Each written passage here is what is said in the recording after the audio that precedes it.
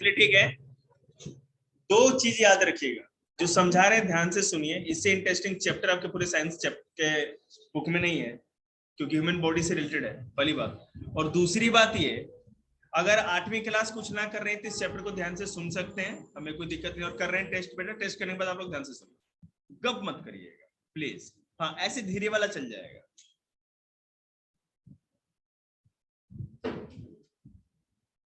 चलिए, मतलब कि सुनिए,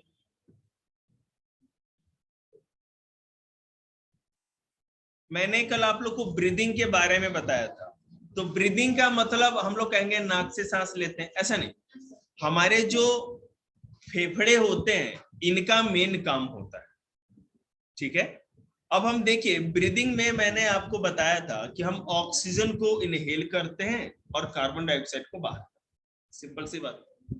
अब इसके पीछे का जो छुपा हुआ साइंस है वो हम लोग को जानना है, ध्यान दीजिए। और विश्वास रखिए, इन सब चीजों से ज्यादा मजेदार चीज कुछ भी नहीं।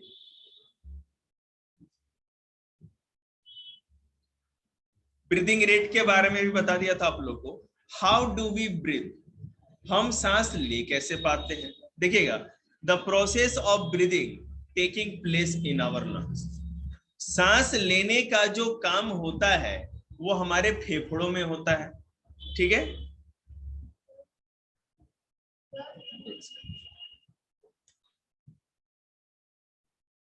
तो हम लोग अपने लंग्स के द्वारा ब्रीदिंग करते हैं, सांस लेते हैं। लंग्स एक प्रेशर क्रिएट करता है जिसके चलते सांस बाहर निकलती है और अंदर, और प्रेशर के कारण ही हवा अंदर आती है। अब देखिए कैसे। Lungs are connected to our nostrils. Nostril मतलब ये जो नाक के जो दो सुराख होते हैं उसको नॉस्ट्रिल्स कहते हैं। थ्रू नेसल पैसेज और nasal cavity and wind pipe. हमारे जो फेफड़े होते हैं लंग्स, वो विंड पाइप, जो एक पाइप अंदर तक जाती है। हमारा जो ये मुंह का जो पाइप होता है ना, इसोफेगस फूड पाइप, ये फूड पाइप और विंड पाइप दोनों एक ही साथ होता है।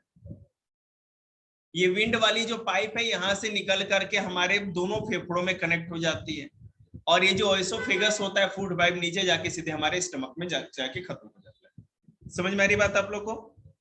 तो हमारा जो लंग है दो चीजों से कनेक्ट होता है। ये जो विंड पाइप होता है उसके द्वारा आगे से ये नॉस्ट्रिल्स, जो नाकों के नेसल कैविटी जिसको कहते हैं, नॉस्ट्रिल्स नेसल कैविटी, और अंदर वो विंड पाइप के थ्रू हमारे लंग्स उससे कनेक्ट होते हैं।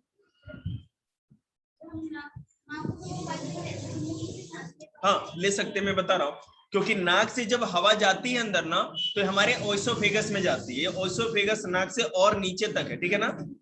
ये नीचे क्या कहते हैं, विंड पाइप नीचे ही खुलता है उसमें, गले के पास, देखते हैं। हाँ, ओइसोफेगस तो नीचे तक जाता है। ओइसोफेगस में दो चीजें, एक तो फूड पाइप भी है और एक हमारा विंड पाइप भी है, ठीक है। विंड पाइप हमारे फेफड़ों में चला जाता है, कनेक्ट हो जाता है, और जो हमारा ये फूड पाइप है वो सीधे जाकर के स्टमक में खुलता है, और कहीं नहीं। हमारा जो पाउच जैसा स्टमक होता है ना, पेट जिसको कहते हैं, पेट मतलब इतना बड़ा तुंद नहीं, वो छोटा सा पैकेट ही होता है पाउच जैसा, उसी में पूरा का पूरा जो भी खाते हैं कहीं और नहीं जा सकता। अगर आपका किसी का खून गिरने लगे ना, पी जाते हैं खून हो जाएगा, ऐसा नहीं हो सकता, क्योंकि जो अगर आप पीते भी कुछ करोगे ना तो आपके स्टमक में चला जाएगा, जैसे फूड पाइप के थ्रू, वहां पे डाइजेशन होगा, उससे कोई फायदा नहीं। हाँ जी, इतने ईमानदार है, सीना तान के बोलते हैं 3 कदम। जाए कि ये अशोका याद करें, ये पहले का कल का पेपर चित्र पढ़ा हुआ है, याद करके इसको यहां से जाइए पर। आगे देखिए,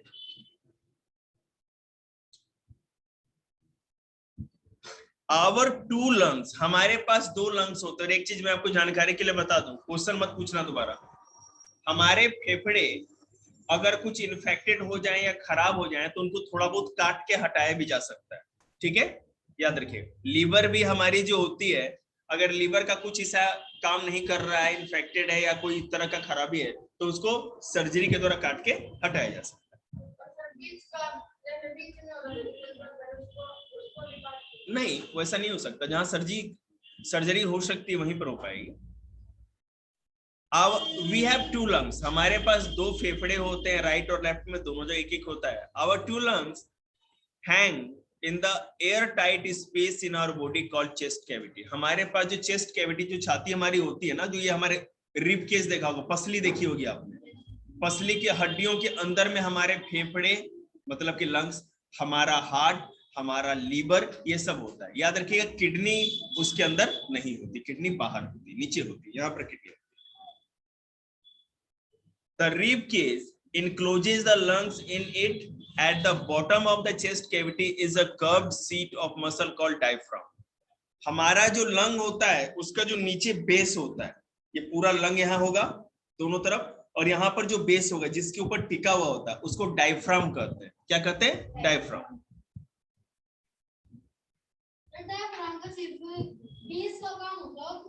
बता रहे हैं बेटा, बहुत ज्यादा बड़ा काम होता है उसका। डायफ्राम का मतलब डायफ्राम होता है अरे यार, मैंने बस ये बताया आपको कि लंग्स के सबसे नीचे डायफ्राम होता है। अब बताने तो दो कि डायफ्राम क्या होता है, पहले ही ज्ञान चक्षु खोल दोगे अपने, जो कि अंधकारमय है। Diaphragm forms the floor of chest cavity. हमारी चेस्ट कैविटी, कैविटी मतलब के खोखला हिस्सा, जहां पर दोनों लंग्स जाकर के, लंग्स के लिए जगह होती है जहां लंग्स फिट हो जाती है, तो उसका, उस खोखले हिस्से का बेस बनाता है, मतलब कि नीचे से उसको सपोर्ट देता है। आपको यहाँ पर कोई चीज दीवार खड़ी करनी है तो नीचे फ्लोर बनाएंगे ना, फर्श, तो ये डायफ्राम एक तरह का फर्श होता है जिसके ऊपर दोनों लंग्स खड़ी रहती है। बात समझ में आई? अब आगे देखिए। Breathing involves the movement of the rib cage and the diaphragm. हम जो सांस लेते हैं, जब सांस खींचते हैं ना, तो हमारे फेफड़े सिकुड़ जाते हैं, मतलब हमारी चेस्ट सिकुड़ती है, और जब छोड़ेंगे तो चेस्ट फूल जाती है, मतलब वो चेस्ट कैविटी फूलती है हमारी। अब देखिए आगे।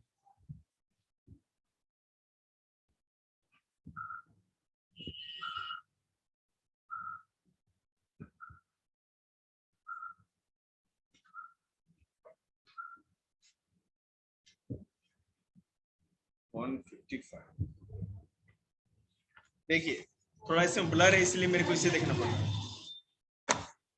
हाँ वही, breathing in and breathing out, सांस का अंदर लेना और सांस का बाहर छोड़ना। देखिएगा, as the chest cavity becomes larger, जब हमारे अंदर जो ये सीना जो हमारा होता है, जैसे कि फूल गया, ज्यादा बड़े साइज का दिखता है, तो इसका मतलब है कि air is sucked in from outside into the lungs. ठीक है, as the chest cavity becomes larger, air is sucked in from outside into the lungs get filled up with air and expand। जो हम सांस लेते हैं, लिया, और जब छोड़ेंगे तो ये फूलती है, ऐसे लेंगे तो ये हमारी चेस्ट जो है ना, लंग्स फूल जाते हैं, मतलब ये सांस अंदर आती है, जब छोड़ते हैं तो पूरी की पूरी सांस के साथ ये बाहर जाती है। फिर से समझाते, रुक जाइए रुक जाइए रुक जाइए। ये आपको पिक्चर में ये डायफ्राम दिख रहा होगा, ये डायफ्राम मतलब नीचे होता है, ये हमारे दोनों फेफड़े हैं, ठीक है, और इसके नीचे जो मांस जैसा रेड कलर का लगा हुआ डायफ्राम होता है। जब हम सांस अंदर लेते हैं तो क्या होता है, जो चेस्ट कैविटी मतलब कि हमारे लंग्स के आसपास की जगह भी पूरी फूल जाती है, हवा से भर जाती है, और breathing out chest cavity become small, और जैसे हम सांस छोड़ते हैं तो चेस्ट कैविटी छोटी हो जाती है। एज द, अब फिर से मैं समझाता हूं, when we breathe in then two things happen at the same time. जब, शुरू से सुनिए, जब हम सांस लेते हैं तो एक ही बार में दो काम होता है। वो क्या? पहला क्या होता है, the muscle between the ribs contract causing the rib cage to move upward and outward। ठीक है, तो रिब केज के पास जो मसल होती है, पसलियों के पास जो मांस होता है, मसल होता है, वो बाहर की ओर फूलती है, मतलब उसमें एक्सपेंशन होता है, सांस अंदर भरते हैं तो। और दूसरा काम क्या होगा, the diaphragm contract and move downward, और डायफ्राम जो नीचे वाला हमारा हिस्सा होता है लंग्स का, जो बेस देता है, वो सिकुड़ेगा, सिकुड़ेगा तो क्या होगा, वो नीचे जाएगा। ठीक है जी, बोलो। सर हम नाक से भी लेते हैं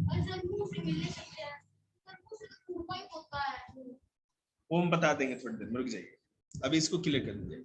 the upward and downward movement of rib cage as well, इसमें जो दिखा गया है, as the chest cavity becomes larger, air is sucked in from outside into lung. देखिए, जब भी हम बाहर से हवा भरते हैं तो हमारी चेस्ट कैविटी फूल जाती है, क्योंकि हवा भर जाती है फेफड़ों के आसपास की जगह में, और जब हम सांस बाहर निकालते हैं तो देखते नहीं, ये डाउन हो जाता है, मतलब सारी हवा बाहर हो जाती है, तो ये फिर सिकुड़ जाता है। तो ये एक्सपेंशन और कंट्रैक्शन, मतलब कि फैलना और सिकुड़ना, फैलना और सिकुड़ना, इससे जो प्रेशर क्रिएट होता है उसी से हम लोग ब्रीदिंग ले पाते हैं। आपके क्वेश्चन का जवाब सुनो। कान्हा आजा। देखिए, कल मैथ का एक एक्सरसाइज और साइंस का एक एक्सरसाइज घर से करके लाएगा, सुन रहा है ना? हाँ, ना करके लाएगा तो देख लिए फिर।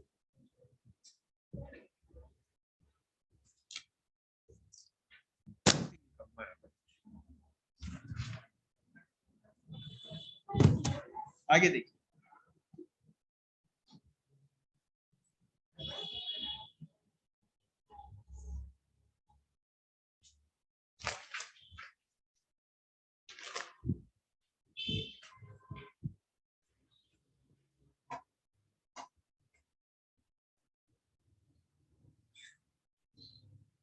अब अलग अलग लोग, अलग अलग उम्र के या हेल्थ के लोग अलग अलग तरह से ब्रीदिंग करते हैं। जैसे मान लीजिए कि जो आदमी ज्यादा हेल्दी है, जैसे बाबा रामदेव टाइप, उसका तो एक ही काम है, लेगा और छोड़ेगा, लेगा और छोड़ेगा, बस 24 घंटे ये करता है, आंख खोलते नहीं, कपालभाति इसका। तो मेरे कहने का मतलब ये है कि और हम लोग की क्षमता नहीं है। अब जैसे मान लो कुछ लोग क्या रहते हैं ना, सुंदरी का बीड़ी का बंडल लेके ताऊ लोग घूमते रहते हैं, तो कितना सांस खींच पाएंगे? आधी सांस तो, क्योंकि स्मोकिंग करने से ना हमारे फेफड़े कमजोर हो जाते हैं। दूसरी बात, अब जिस तरह के अगर मान लो शहर में रहने वाले लोग हैं जो बिल्कुल पॉल्यूशन में रहते हैं, प्रदूषण में रहते हैं, उनके फेफड़ों की शक्ति उतनी अच्छी नहीं होती जितने की पहाड़ी लोगों की। पहाड़ों पर या बिल्कुल गांव में जहां कोई भी तरह का पॉल्यूशन नहीं है, बिल्कुल प्योर एयर रहता है, दिन में अगर बादल नहीं हो तो आकाश बिल्कुल नीला दिखेगा, और रात को अगर बादल नहीं है तो पूरे आकाश में तारे साफ साफ आपको दिखेगा। ये पॉल्यूशन जब नहीं होता है तो ऐसा होता है। आ जाओ,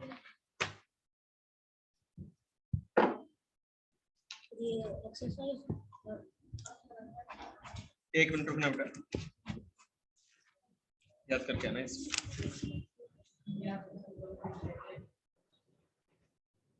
बेटे आप फिर गप करने के लिए आए हो, अगली बार आवाज आती है मार दूंगा मैं, लास्ट वार्निंग है बेटे, किसी को भी। आप इसके पास क्यों आके बैठ गए? सुनिए मेरे को, आप समझिए, हमें कोई दिक्कत नहीं, लेकिन आवाज नहीं आनी चाहिए जैसे। देखिए,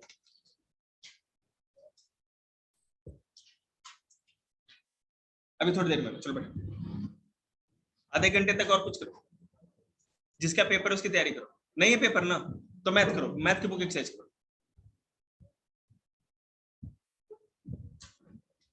अब यहां पर क्या हुआ, जब ज्यादा पोल्यूशन चल रहा था दिल्ली में, तो एक एक्सपेरिमेंट किया गया। जैसे जो लंग्स के डॉक्टर होते हैं ना, जो लंग्स का इलाज करते हैं, सर्जरी वर्जरी करते हैं, तो उन्होंने जब ऑपरेशन करते थे तो अलग अलग केस आते हैं, कोई पहाड़ी का, उत्तराखंड का आदमी आ गया, कोई हिमाचल का, कोई दिल्ली का, कोई पंजाब का, अलग अलग जगह से एम्स के डॉक्टर के पास आता है। तो जब लंग्स को खोला गया, मतलब कि सर्जरी करके देखा गया, सर्जरी की, तो यहाँ के जो दिल्ली के लोग हैं या जो आसपास के पोल्यूशन में रहने वाले लोग, वो ब्लैक कलर का था, ब्लैकिश कलर का, उनके फेफड़ों का रंग काला था, समझ रहे?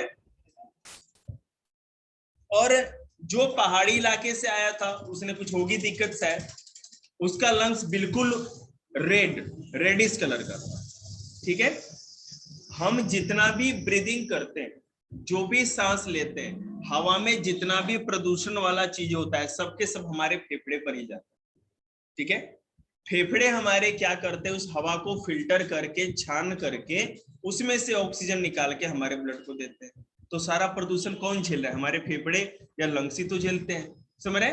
इसलिए लंग्स में हमेशा शुद्ध हवा का होना बहुत ही जरूरी है।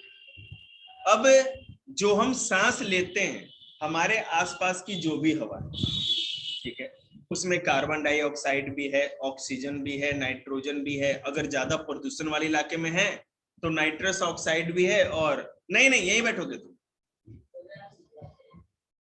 लेकिन बेटा गप नहीं करना है फिर, तो मेरा फोन ले लो, आजा।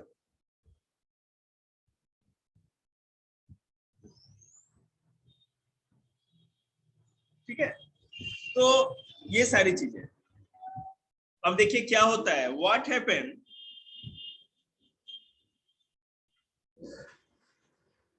what happened to the air which we breathe into respiration during respiration। जब रेस्पायरेशन होता है, रेस्पायरेशन की पूरी प्रोसेस होती है, तो जो हम सांस लेते हैं उसका क्या होता है, the only difference in the inhaled air and exhaled air is that they contain different proportion of oxygen, carbon dioxide and water। ठीक है, हम जो भी सांस लेते हैं या सांस छोड़ते हैं, उसमें एक ही चीज का अंतर होता है कि सांस लेने में और छोड़ने में ऑक्सीजन और कार्बन डाइऑक्साइड की मात्रा में अंतर होता है। और वो क्या होता है, देखिएगा कहा जा रहा है कि अगर हम ऑक्सीजन की बात करें तो क्या है, in the case of oxygen the air which we inhale contain a higher proportion of oxygen. ठीक है, हम जो भी सांस लेते हैं हमारे आसपास की हवा में ऑक्सीजन बहुत ज्यादा होता है। Now some of the oxygen of inhaled air is used up in breaking down glucose for during respiration. अब जितना भी सांस लेते हैं उसमें से ऑक्सीजन हमारे फेफड़े उसको फिल्टर करके ब्लड में दे देते हैं। ठीक है, और उस ऑक्सीजन का काम क्या होता है कि ब्लड में के थ्रू जाकर के हर बॉडी सेल में फूड को तोड़ने का काम करता है, डाइजेस्टेड फूड को तोड़ के एनर्जी दिलाने का काम करता है। कल मैंने बताया था, आप लोग को याद होगा, हम जो सांस लेते हैं फेफड़े उनमें से ऑक्सीजन निकाल करके खून में मिला देते हैं, और खून या ब्लड हमारे बॉडी के हर सेल या कोशिका तक जाता है, और इस कोशिका में फूड या ग्लूकोज के साथ मिल करके उसको तोड़ता है ताकि हमको एनर्जी मिले। Okay, so the exhaled air which comes out after the process of respiration contains a lower proportion of oxygen। जब रेस्पायरेशन हो जाता है, रेस्पायरेशन क्या है कि जो हम सांस लेते हैं वो हमारे सेल तक ऑक्सीजन पहुंच के खाने को तोड़ दे और एनर्जी दिला दे, यही रेस्पायरेशन था। मतलब कि अब ऑक्सीजन वहां पहुंच गई, फूड को तोड़ दिया सेल में, आपको एनर्जी मिल गई।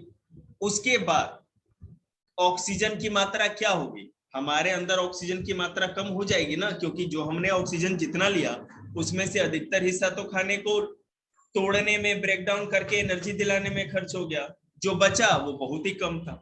इसलिए जब बाहर सांस छोड़ते हैं, एक्सहेल करते हैं, तो इस छोड़े गए सांस में ऑक्सीजन ना मात्र के बराबर होती है। जिससे देखिएगा,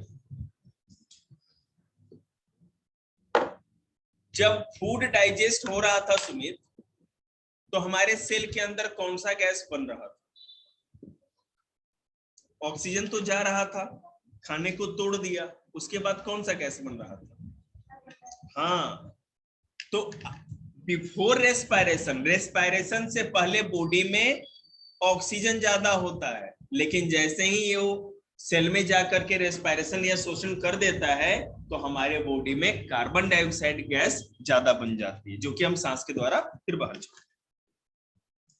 और इन the case of carbon dioxide, respiration के प्रोसेस के दौरान कार्बन डाइऑक्साइड शुरू में तो कम रहता है, लेकिन जैसे रेस्पायरेशन हो जाता है तो बाद में कार्बन डाइऑक्साइड ज्यादा बन जाता है। समझ में आप लोग को?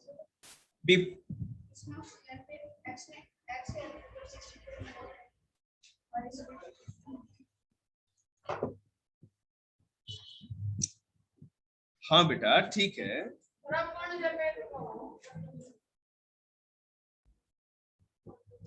हाँ 157।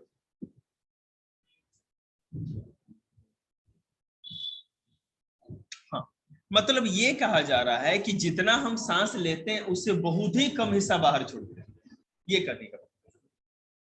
हाँ, लेकिन डिपेंड करता है, ये एक एवरेज है। हम ऑक्सीजन का हो सकता है कि किसी को ज्यादा एनर्जी की जरूरत हो। अब देखिए गुड़िया ने बड़ा अच्छा चीज दिखाया कि हमने 21% ऑक्सीजन एटमॉस्फेयर में होता है हम जो लेते हैं, और जब बाहर उस ऑक्सीजन को निकालते हैं तो 16.4% बाहर निकाल देते हैं, केवल थोड़ा सा 4-5% ही ऑक्सीजन को यूज कर पाते हैं। मेरी बात ध्यान से सुनिएगा, अगर आपको खाना खा करके आराम से सांस लेके बैठना है, पढ़ना है, किसी भी तरह का दौड़ धूप करने का काम, फिजिकल काम नहीं करना है, मैं भी मेंटल वर्क करता हूँ, बोल रहा हूं तो देखो ज्यादा थोड़ा फिजिकल भी हो जाता है, ठीक है, लेकिन मुझे फिर भी उस आदमी जितने एनर्जी की जरूरत नहीं पड़ती जो कि खेतों में काम कर रहा है या जो एथलीट है। तो हमने जितना सांस लिया उसको अगर एनर्जी में, अगर हमें एनर्जी चाहिए होगा तभी यूज होगा। हम सांस लेते हैं, ऑक्सीजन कब खर्च होगा? जब हमें एनर्जी चाहिए होगी। एनर्जी चाहिए होगी तो सेल में जाके ग्लूकोज को तोड़ के हमें एनर्जी देगा, तब वो खर्च होगा, और नहीं तो वो ऑक्सीजन पड़ा हुआ है, तो हर बार हम सांस लेते हैं और जब छोड़ते हैं तो ऑक्सीजन भी बाहर चली जाती है। ठीक है, गुड, बड़ी अच्छी चीज दिखाई बेटा, गुड। और कार्बन डाइऑक्साइड का भी वैसा होता है, जितना हम लेते हैं उससे ज्यादा छोड़ते हैं। कितना लेते हैं? ये बात बहुत अच्छा डायलॉग बोला, सच में बेटे, मैंने देखता क्यों नहीं।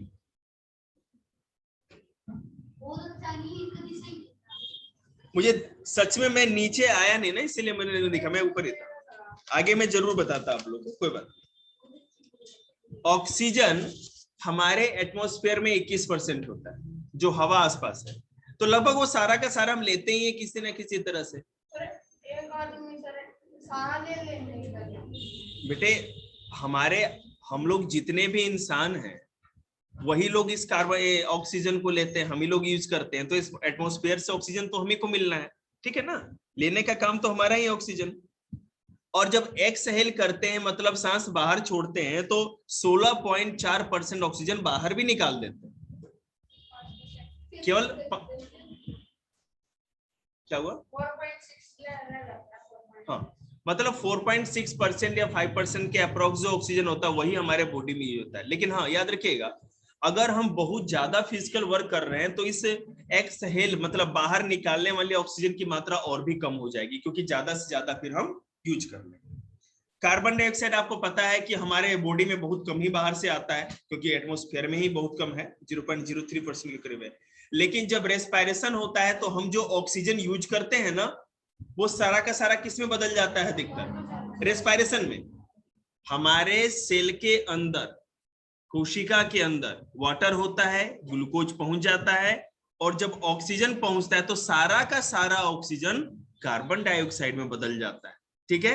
और जब कार्बन डाइऑक्साइड में बदलता है तो पूरा का पूरा अमाउंट सीधे बाहर जाएगा। हमारे बॉडी में कार्बन डाइऑक्साइड का, नाइट्रोजन का कोई यूज नहीं होता, जितना भी बॉडी में होगा सारा का सारा बाहर जाए, ठीक है।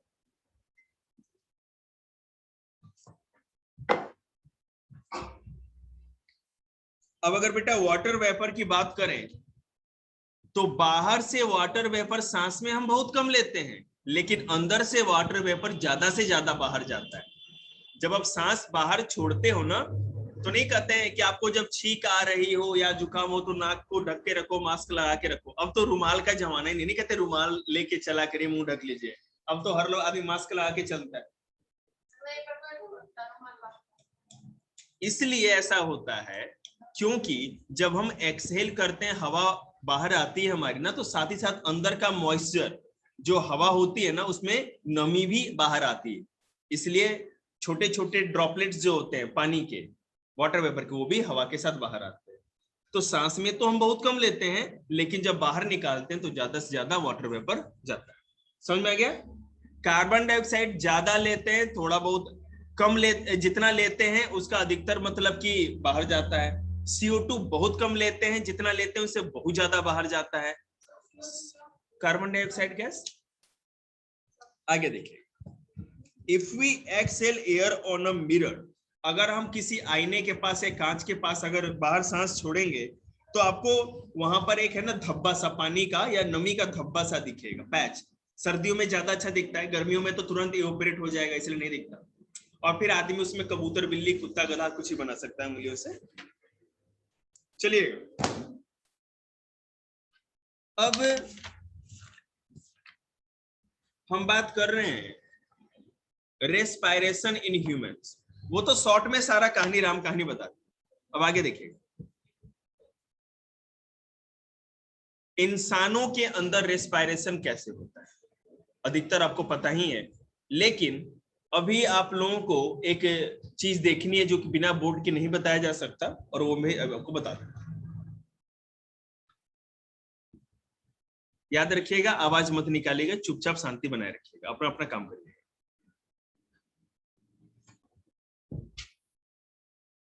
देखो यहां पर आपको दिख रहा होगा, ये पूरे इंसान का जिस तरह से फेफड़ा होता है, जो हमारे लंग्स होते हैं, उसको अंदर से जान जाइए आप। पहले पार्ट्स देख लो, ये बोर्ड पे ही रहेगा, जब मैं फिर पढ़ाऊंगा तो आपको समझने में आसानी। ये जो नाक के सुराख होते हैं, यहां से ये नॉस्ट्रिल्स होता है, जो हमारे नाक के सुराख होते हैं, ठीक है। लेट हो गई, तुमको 3 बजे बोला था मैंने, आ जाओ, कोई बात नहीं, आओ। नॉस्ट्रिल जो है ये हमारे नाक के सुराख, जो ये जो होल्स होते हैं नाक के, वो है। इसके अंदर जैसे ही और अंदर जाता है, ये नाक जो हमारी और अंदर गहराई में जाएगी जिस पाइप में, उसको नेसल कैविटी कहते हैं। दिख रहा है आपको, नेसल कैविटी। यहीं पर चिकी तुम्हारे क्वेश्चन का जवाब भी मिले। उसके बाद देखिए, ये है हमारा माउथ। अब देखो यहां पर एक चीज ध्यान से, आप हम नाक से और मुंह से दोनों से सांस ले सकते हैं, और क्यों ले सकते हैं वो समझने की कोशिश करिए। ये हमारी नेसल कैविटी, ये आगे जाकर के विंड पाइप में खुल रही है। ये हमारा विंड पाइप देख रहे हैं ना, ट्रैकिया। ये जो पाइप आपको रिंग वाली दिख रही है, ये वाली रिंग रिंग जैसी, इसको ट्रैकिया कहते हैं, और समझने के लिए विंड पाइप कहते हैं। ओके, बायोलॉजी में इसका नाम ट्रैकिया है। अब ये यहां से जब सांस लेंगे, वो हवा ऐसे होकर के कहां जाएगी, विंड पाइप में जाएगी, ठीक है। ये वाला जो पाइप आपको मैंने इतना बना के छोड़ दिया है, ये है ओइसोफेगस, मतलब कि हमारा फूड पाइप। ये आगे जो हम खाना खाते हैं, वो इधर ना जा करके एक वॉल्व होता है, यहाँ पर एक वॉल्व लगा होता है। वॉल्व समझते हैं ना, एक ढक्कन जैसा। जब भी आप खाना खा रहे हो या पानी पीते समय जब निगलते हो, तो आप सांस नहीं ले सकते, क्योंकि ये ढक्कन बंद हो जाता है। कभी कभी तेजी में सांस लेने पे या खा लेने पे क्या होता है, यहाँ पर जब विंड पाइप के पास कोई खाना आ जाता है, तो क्या होगा, हमको ठेस लगती है, हम खांसने लगते हैं। वो इसलिए खांसा जाता है ताकि यहाँ से जल्दी से खाना बाहर निकल के विंड हमारे फूड पाइप में चलता है। यहाँ से खाना, अगर इधर खाना आएगा तो ठेस लगेगी विंड पाइप या ट्रैकिया में। हम जब खांस या ठेस ना, तो फिर बेटे उल्टी, ठीक है ना।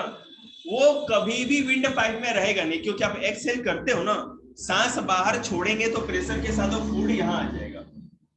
ये रेयर ही होता है, क्योंकि वो ढक्कन लगा रहता है। ये जो वॉल्व है वो क्लोज हो जाता है। जैसे हम जब भी कोई चीज निगलते हैं, सॉलो करते हैं, तो ये सांस वाला, ये जो विंड पाइप वाला, भाई यही तो भगवान का कमाल है, वहां पे कोई आदमी थोड़ी बैठा है, ऑटोमेटिक सिस्टम होता है। चलो ठीक है, यहां पर जैसे ही फूड पाइप में किसी भी तरह का कंप्रेस होता है, आपने केंचुआ को चलते हुए देखा होगा, अर्थवर्म को। एक बार एक जगह शरीर टिका लेगा, फिर पूरा शरीर आगे ले जाएगा, और फिर इसको वहां पे टिका के पूरे पीछे वाले को वहां लेके जाएगा। हमारा फूड भी ऐसा नहीं है ना, खाया और पिया तो सीधे स्टमक, ऐसा नहीं होता। धीरे धीरे एक एक स्टेप ऐसे ऐसे करके वो आगे बढ़ता है, वेव की तरह लहरें है ना। एक जब झटका दोगे आप, तो आगे वाला फूड आगे बढ़ेगा, फिर रुकेगा, फिर आगे बढ़ेगा, इस तरह करके आगे बढ़ता है। तो धीरे धीरे धीरे धीरे धीरे धीरे वो खाना आगे बढ़ता है। तो जैसे ही हमारे फूड पाइप में ऐसा प्रेशर या कंप्रेस फील होता है, तो ऑटोमेटिक ये ढक्कन लग जाता है, ठीक है। इसके ऊपर ज्यादा बात मत करो। तो मेरा ये समझाने का मतलब है कि हम जब सांस लेते हैं, तो ये नॉस्ट्रिल या नेसल कैविटी जाकर के विंड पाइप में खुलती है, सांस फेफड़ों में जाती है हवा, और मुंह, अगर हम ये नाक बंद भी कर ले, तो मुंह से भी जब हवा लेंगे, तो ये पूरी की पूरी हमारे विंड पाइप में आ सकती है, ठीक है। ओके, अब दूसरी बात, ये जो आपको ये रिंग जैसी चीज दिख रही है, ये वाली मोटी पाइप जो दिख रही है, इसको ट्रैकिया या विंड पाइप कहते हैं, ओके। और इस विंड पाइप या ट्रैकिया से दो जो ब्रांच निकली हुई है, दो जो शाखाएं निकली है, इसको हम क्या कहते हैं, ब्रांचेस। ठीक है, ये दोनों तरफ, एक इधर होती है और एक इधर। अब देखिए यहाँ पर आपको है ना ये कॉलीफ्लावर या गोभी के जैसा ये फूल जैसा दिख रहा होगा। ये जो आपको फूल या फ्लावर या पैकेट जैसा जो दिख रहा है इसको कहते हैं ब्रोंचियोल्स। ब्रोंचियोल्स मतलब कि नहीं सॉरी एक सेकेंड, ब्रोंचियोल इसी करते हैं, रुकिएगा नहीं उसको नहीं ब्रोंचियोल्स करते हैं, एक सेकेंड थोड़ा मैं एरो गलत लगा दूंगा, रुकिएगा। क्या है ये जो दो ब्रांच निकली है, मोटी वाली जो ब्रांच है हमारे विंड पाइप से, दो जो मोटी वाली ब्रांच निकली है, मैं रिकॉर्ड भी कर रहा हूँ यानी ठीक, इस ब्रांच को तो ब्रांचेस कहते हैं, दो मोटी वाली ब्रांचेस को, ठीक है। और इस मोटी ब्रांच से जो पतली पतली ये ब्रांच निकली, ये जो डंडी जैसी आपको दिख रही है, फ्लावर की बात नहीं कर रहा मैं, ये जो डंडी पतली पतली निकली हुई दिख रही है ये सारी, इसको ब्रोंचियोल कहते हैं, ठीक है। इसको हम लोग क्या कहते हैं, ब्रोंचियोल, इस छोटी छोटी पतली पतली डंडी जैसी चीजों, ठीक है। और ये जो फ्लावर जैसा पैकेट जैसा बना हुआ है इसको एल्वेली कहते हैं, ठीक है। ये नीचे जो आपको ऐसा ये दिख रहा है कि ये आर्क टाइप का, एक पुल टाइप का, इसको डायफ्राम कहते हैं। डायफ्राम का काम क्या, ये मसल का होता है, और जैसा कि मैंने आपको बताया था पूरे के पूरे लंग्स को एक बेस देता है सपोर्ट, ताकि लंग्स पूरा यहाँ रहे। ये अंदर भरा हुआ ये पूरा फेफड़ा है, फेफड़े के अंदर का हिस्सा में दिखा रहा हूँ। ये जो बाहर मोटी वाली लाइन दिख रही है ना, ये ब्रॉड लाइन, डबल लाइन जो की हमने, ये रिब है, मतलब जो पसली होती है, हम आपने स्केलेटन देखा होगा, कंकाल देखा है ना, तो ये पसलियां होती हैं जो कि हमारे लंग्स को, हार्ट को और लीवर को, पैंक्रियाज को, ऐसे बहुत सारे पार्ट होते हैं जिनको की प्रोटेक्ट करता है, अंदर बना रहे। मान लो कि आप लड़ाई में किसी से मुक्का खा लिए या कभी एक्सीडेंट में गिर गए आप, तो सीधे चोट अगर हार्ट पे या लीवर पे या आपके लंग्स पे लग जाए तो आपको पता है डेथ हो सकती है आदमी की। तो इसीलिए भगवान ने हम लोगों को ये पूरा का पूरा रिब केज दिया, एक पिंजड़े जैसा चीज जिसमें सारी चीज प्रोटेक्ट करती है। क्या समझे? तो पहली बार सुना करना, बादाम खाएगा, ठीक से देख लो एक बार, कोई बात नहीं। ये हमारी नॉस्टिल, नाक के छेदों को, सुराख को हम नॉस्टिल्स कहते हैं, और ये जब और अंदर पाइप की तरह अंदर जाती है तो इसको नेसल कैविटी कहते हैं। ये हमारा मुंह है, ये माउथ, इससे जो खाना, जब ये दो सुराख होते हैं ना कंठ के हमारे, इसके अंदर अगर आप जाएंगे तो ये हमारा फिर क्या होता है, ये फूड पाइप बन जाता है। आगे ओएसोफेगस, ये ट्रैकिया, ये जो यहाँ पर मोटी सी पाइप है, विंड पाइप या ट्रैकिया, जो भी हवा लेते हैं वो वहां जाती है। आपने देखा होगा ना, गले पे अगर यहाँ काट दिया जाए, आप लोग तो देखते ही फिल्मों में ऐसे तरह देखते हैं ना, आप लोग पबजी उबजी में गला काट दिया, पता नहीं, वो तो गोली मार देते हैं, या किसी का गला घोंट दे तो क्यों मर जाता है, क्योंकि हमारी विंड पाइप दबने के कारण या कट जाने के कारण हवा फिर नहीं जा, आप नाक से या मुंह से सांस लोगे तो हवा इधर ही रह जाएगी, जहां से कट रहा हो वहीं से बाहर आ जाएगी, लीकेज हो जाएगा, नीचे हवा हमारे फेफड़ों तक नहीं जाएगी। बात समझ में आ रही है? तो मतलब प्रैक्टिकल में किसी का काट मत देना। ये जो मेन ट्रैकिया विंड पाइप से जो दो ब्रांच निकला है इसको ब्रांचेस कहते हैं, और इस मेन दो मोटी मोटी ब्रांच जो पतली पतली डंडी जैसी, ये पतली पतली डंडी निकली है, इसको हम ब्रोंचियोल कहते हैं। और जो ये फ्लावर जैसे आपको दिख रहे हैं, ये पैकेट जैसे, इसको एल्वेली कहते हैं। जो एयर पैकेट होते हैं, हम जो सांस लेते हैं हवा फेफड़ों में भरी होती है, तो फेफड़े, पूरे फेफड़े में हवा नहीं होती, ये बलून टाइप के पैकेट से होते हैं, इसी के अंदर जाती है हवा, फूल जाती है, और छोटे तो हवा निकल जाती है, इसी पैकेट्स के अंदर हवा भरती है। ओके, ये डायफ्राम मैंने आपको दिखाया। डायफ्राम क्या करता है कि पूरे लंग्स को एक सपोर्ट देता है ताकि वहां पे टिक के रह सके। ओके, चलिए आज की क्लास यहीं तक, कल आप लोग के पूरा चैप्टर कराएंगे।